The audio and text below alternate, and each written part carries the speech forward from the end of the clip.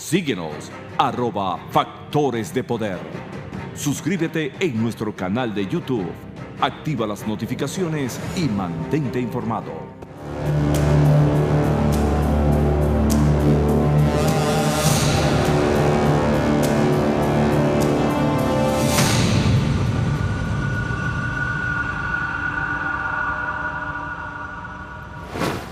Regresamos para hablar con el diácono Jorge Sonante, que nos entrega a partir de este momento la información que tal vez gobiernos de más de 8 países están buscando, que quieren saber a ciencia cierta dónde están las platas de países que fueron sacadas y llevadas al Banco del Vaticano según la información del diácono argentino. Así que él ha traído documentos que dice haber obtenido dentro del Banco del Vaticano cuando estuvo como asesor financiero, como consejero cardenalicio, cuando estuvo allí haciendo parte de esta organización de investigación que se creó para buscar los pedófilos, para identificar curas pedófilos y para ponerlos en evidencia y que se hiciera justicia sobre ellos.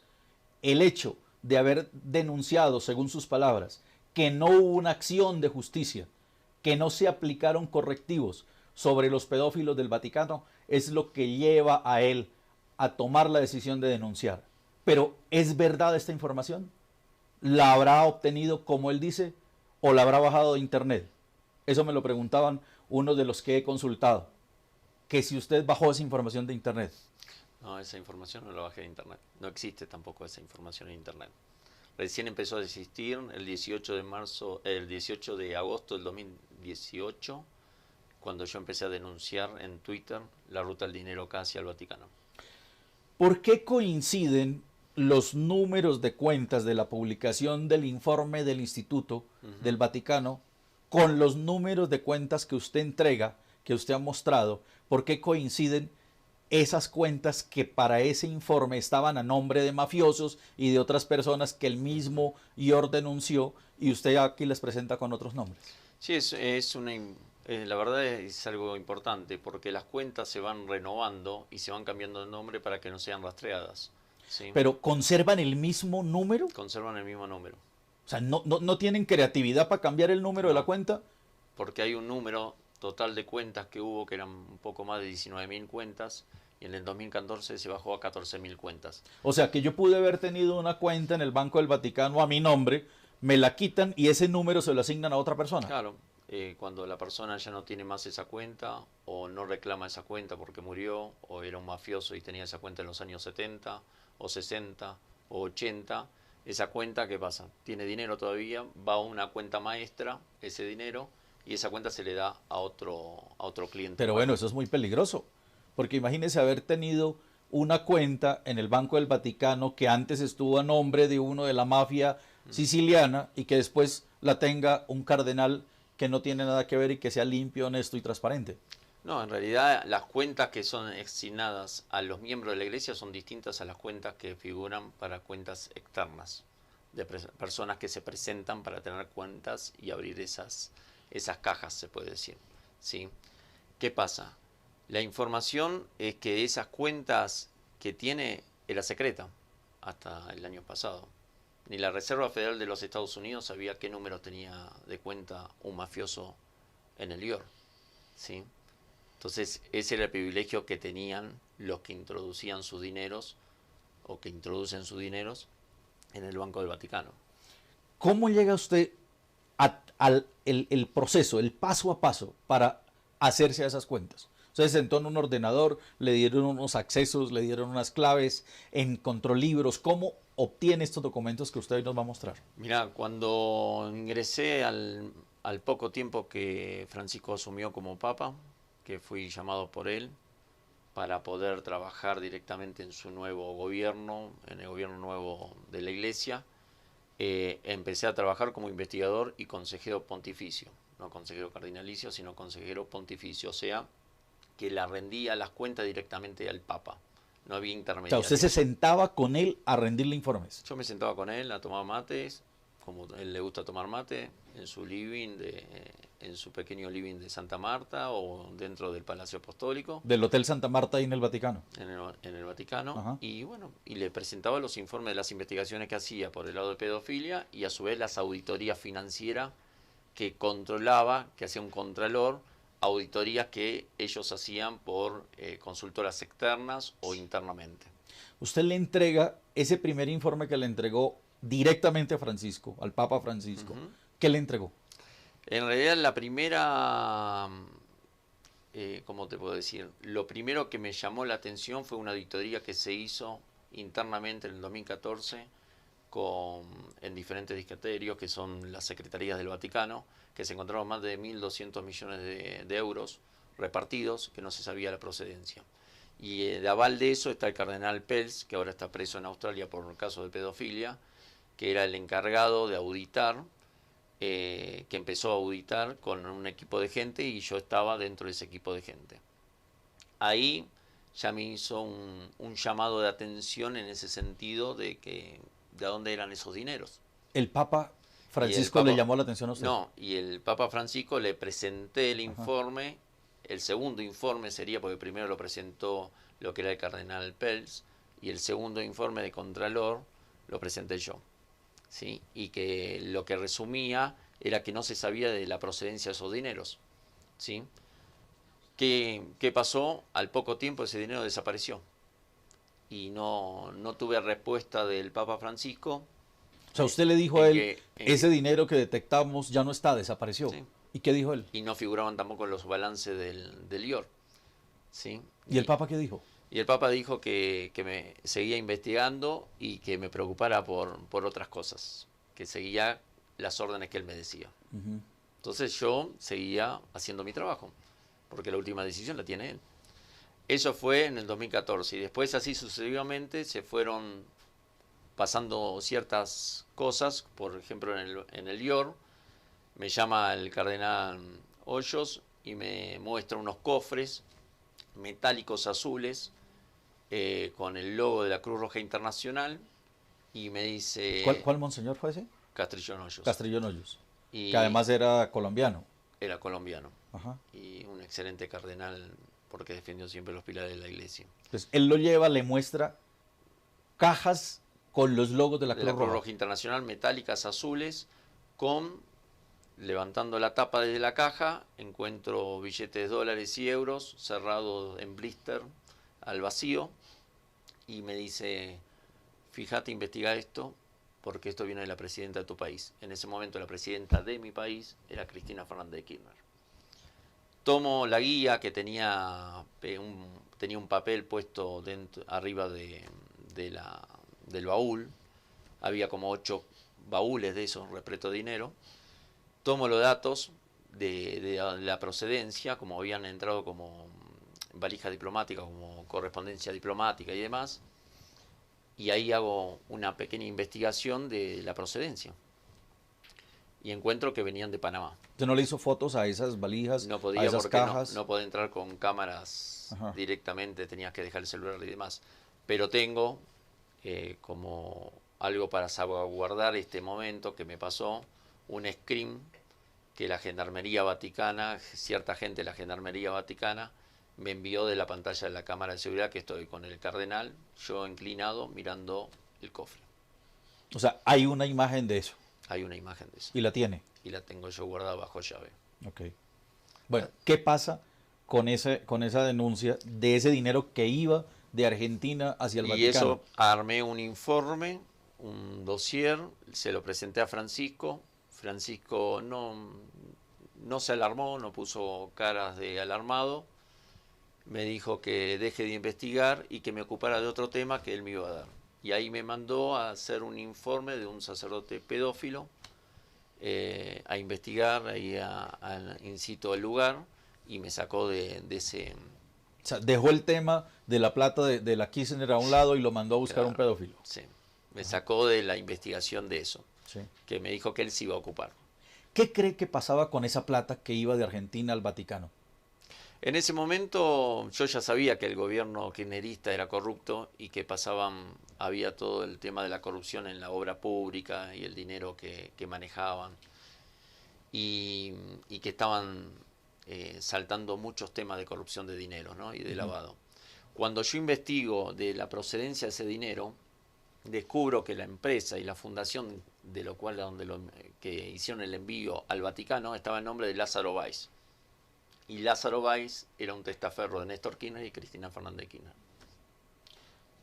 Ese dinero se lo sacan clandestinamente. Usted dice que va en valija diplomática, pero eso no hay una manera legal de sacarlo del país y llevarlo al Vaticano. O sea, ¿cuál era la justificación legal de llevarse tanto dinero de Argentina Primero, al las Vaticano? valijas diplomáticas no se revisan, o cofres diplomáticos no se revisan, ¿sí? Segundo, después descubrí que se sacaban por la nunciatura de cada país que ejercía en el gobierno, y que le brindaban ese servicio a los mandatarios o exmandatarios o políticos y empresarios. Después hice la ruta de ese había más o menos, calculando, más de 1.900 millones de dólares, vamos a considerar. Dólares y euros, ¿no? Sí, pero haciendo un cálculo entre las dos monedas, era 1.900 millones, una cosa así. Y qué casualidad que fue después de un viaje de Cristina Fernández de Kirchner, el primer viaje de Cristina Fernández de Kirchner a verlo al Papa.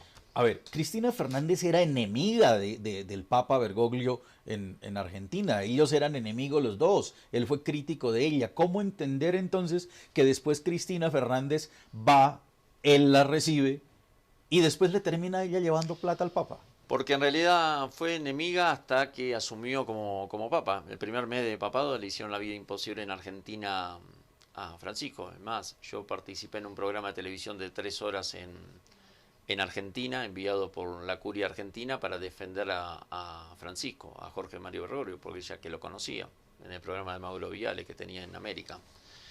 Y bueno, en un momento Francisco se encontró la Curia Romana con un déficit de más de 700 millones de euros y tenía que salvar ese déficit. ¿Y usted cree que lo empezó a salvar con la plata de la Kirchner? No, lo empezó a salvar con la plata de todos los gobiernos populistas y del socialismo del siglo XXI, vamos a decir el caso. O sea, gobiernos socialistas del socialismo del siglo XXI de América Latina empezaron a llevar plata al Vaticano. Correcto. La primera ruta fue la de Cristina Fernández de Kirchner y todos los demás copiaron esas rutas. Fue una estrategia puesta. Pero ¿qué interés tendrían estos gobiernos socialistas en ayudarle al Papa, en ayudarle al Banco del Vaticano? Se ayudaban mutuamente, la protección. Ya lo vemos con Maduro en Venezuela. El nuncio apostólico que estaba en Venezuela, que es Pietro Parolin, que era el nuncio apostólico, que fue investigado por mí para decir a ver quién iba a ser secretario de Estado Vaticano junto con 4 nombres más, y tengo los chats de orden que me enviaban a mí por WhatsApp para que investigara cada legajo de esos sacerdotes, y fue recomendado y a la semana fue secretario de Estado Vaticano. Pietro Parolin era venezolano y sabía todas las atrocidades que cometía de la época Maduro y de la época Chávez y Maduro. Bueno, pero decimos, protección. ¿Qué protección le puede dar el Papa Francisco a Cristina Fernández? ¿Qué protección le puede dar el Papa Francisco a Evo Morales, a Lula? Lula lo metieron en la cárcel. Por un departamento 3 ambientes. Exacto, por un departamento. ¿Qué protección le puede dar el Vaticano? ¿Le da protección a ellos como personas o a la plata que ellos se sacan? Le da protección a ellos como personas y al dinero que sacaron. Pero explíqueme la protección. Y al financiamiento de todo lo que es desde el Foro de San Pablo hasta el financiamiento de que están ahora en los gobiernos socialistas. Pero explíqueme esa protección, no, porque es que no le logro captar cómo el Papa, que no tiene una entidad armada para prestarle seguridad. Tiene toda la entidad armada y es la Iglesia la entidad más armada de cualquier otro país, aparte de Estados Unidos, de Rusia y demás. ¿Sí? Maneja la información de todo el mundo. El Papa digita todo. En realidad digita todo. Juan Pablo II logró que no tengamos una guerra argentina con Chile. Ayudó a la Argentina con ciertas ayudas militares para la guerra de Malvinas. Y está todo comprobado y documentado y esa documentación la tengo. Y entonces la Iglesia siempre tiene poder. Y siempre lo tuvo el poder. Entonces el Papa Francisco, cuando asumió que su ideología es una ideología izquierdista, ¿sí? Y es muy político y muy estratega y es jesuita, entonces logró reunir y está puesto como papa por toda esta gente también, porque esto del papado del 2013 ya viene planificado desde antes, ¿sí? O sea, usted dice que el Papa Francisco fue puesto por la línea de izquierda, Sí. por izquierdistas Sí. en el Vaticano. Sí. O sea, que hay una línea de cardenales de izquierda que pusieron a Francisco La en el línea Vaticano. de izquierda que eliminó Juan Pablo II en su papado volvió nuevamente en 2013 a resurgir, que estaba ya destruida en una palabra. Pero con una... ¿Por qué renuncia Benedicto? Benedicto supuestamente renuncia por la salud y porque estaba con un conflicto interno entre el lobby gay y los problemas del Dior, ¿sí? Pero en realidad lo que hicieron fue un complot interno de un grupo de cardenales que fueron los que votaron también a Bergoglio, porque Bergoglio también estaba dentro de ese grupo de cardenales, y junto con otras personalidades de partidos de Estados Unidos como los demócratas que tuvieron apoyo. O sea, hay un complot, presionan al Papa Benedicto XVI para que renuncie Correcto. y ya tenían El candidato al Papa Francisco. Correcto. Acuérdese que en el 2018, en el 2008, cuando Francisco fue también electo para Papa, él lo rehusó. Esa es la interna. Y entró Benedicto. Entonces, porque no era el momento para hacer toda esta estrategia. ¿Quién le contó a usted eso? Eso lo contó el cardenal Hoyos. Él le contó eso a usted. ¿Y por qué el cardenal le debería contar eso a usted? Porque teníamos mucha confianza y yo le guardaba mucha información que él tenía. Bueno, él ya está muerto, no le podemos preguntar. Ya... No, pero tengo una carta firmada por él con muchos datos y avalándome a mí. Bueno, entonces, según su testimonio, el Papa Francisco es puesto por la línea socialista en el Vaticano. Ellos son los que lo imponen. Sí. ¿Y ellos, detrás de ellos, quién está entonces? O sea, ¿a quién le están haciendo el Atrás favor de ellos está desde el Foro de San Pablo, desde George Soros, desde Obama, expresidente de Estados Unidos, desde Hillary Clinton, y así un grupo de cardenales que la mayoría ya estaba muerto, y a su vez todo el lineamiento que está haciendo él, si lo comparamos, ese mismo lineamiento que hace para el 2019-2020 el Foro de San Pablo. Entonces, Cristina Fernández se lleva una cantidad de dinero, 1.900 millones, los pone en el Banco del Vaticano. Con esto, el Papa empezaría a subsanar el déficit Con fiscal. Cristina Fernández de Kirchner y con los demás presidentes. Entonces, ¿quiénes siguen después en ese orden? Después empezó el tema de con Maduro. Después vino O sea, el segundo que llevó plata al Vaticano fue Maduro. Claro, con la misma estrategia. Bachelet es... Para buscar qué buscaba Maduro con el Papa si el socialismo de Maduro literalmente va contra la religión. Pero hasta, bueno, Evo Morales también iba contra la religión y se hizo un gran amigo del Papa Francisco. Además, le regaló una cruz con el símbolo comunista. ¿Sí? Todos los expresidentes o presidentes no iban con ese lineamiento y todos quedaron complacidos con Francisco, desde Castro, Fidel Castro. Y si vos ves los viajes que hizo Francisco en todos los periodos y con quienes se reunía con más agasajo y con más soltura, era con los presidentes socialistas. Bueno, pero el Papa es el Papa de todos, o sea, el Papa no puede discriminar a nadie. Y bueno, pero él discriminaba. Discriminó tanto al presidente Trump, al presidente Bolsonaro, al presidente Mauricio Macri, y así sucesivamente. Le llevan estos presidentes dinero. Sí. ¿Qué hace el Vaticano con los 1.900 millones de dólares de Cristina Fernández, con la plata que supuestamente le llevó Maduro? ¿Quiénes más le llevaron y qué hacen con esa plata? Toda esa plata se utiliza para hacer el blanqueo o el lavado de activos o el lavado de dinero. Sí, o sea, ¿usted dice que el Vaticano le lava dinero sí. a estos gobiernos y a estos presidentes? Ejemplo, vamos a hacer algo directamente pasó hace una semana atrás. Por primera vez en mucho tiempo, por primera vez en la vida de la Iglesia, la Secretaría de Estado Vaticana tuvo una denuncia y hubo una intervención un secuestro de ordenadores, de documentación además, por un lavado de dinero de 650 millones de euros que se utilizaban para comprar inmuebles en Londres y también para operaciones políticas. ¿Sí? O sea, el Vaticano compra inmuebles en Londres. Claro. ¿A nombre del Vaticano? A nombre de empresa del Vaticano o a nombre de testaferro del Vaticano, pero casi siempre son de congregaciones y están libres de impuestos.